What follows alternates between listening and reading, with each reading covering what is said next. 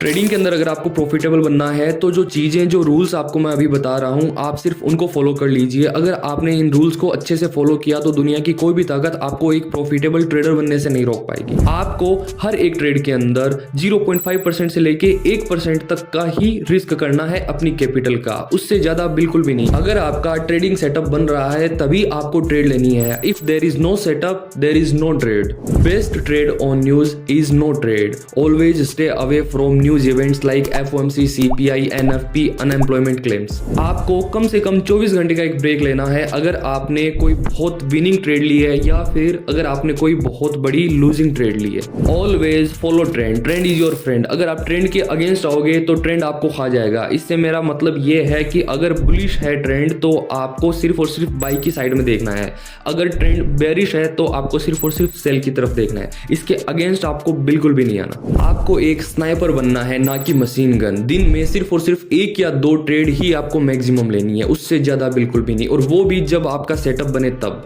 No trade is a better trade than a bad trade. कोई भी trade अगर नहीं बन रही है तो जबरदस्ती ऐसा नहीं है कि मेरे को ट्रेड लेनी है तो आप ट्रेड ले रहे हो ना। अगर ट्रेड नहीं है तो नो ट्रेड। स्टॉप लॉस को आपको हमेशा एक्सेप्ट करना है। स्टॉप लॉस कोई लेना बहुत गलत बात नहीं है या फिर आप कोई एक लूजर नहीं हो। ये एक बिजनेस है, ट्रेडिंग को एक बिजनेस की तरह ट्रीट करो। यहाँ पे स्टॉप लॉस को आप एक एक्सपेंस की तरह लो। Last but not least, every trade is a new trade. Never ever think about your previous trade. आपकी पिछली ट्रेड अच्छी थी या बुरी थी उसके बारे में बिल्कुल भी नहीं सोचना। Be emotionless, always follow discipline. बाकी और ज्यादा ट्रेडिंग रिलेटेड मटेरियल सीखना है तो follow this page right now.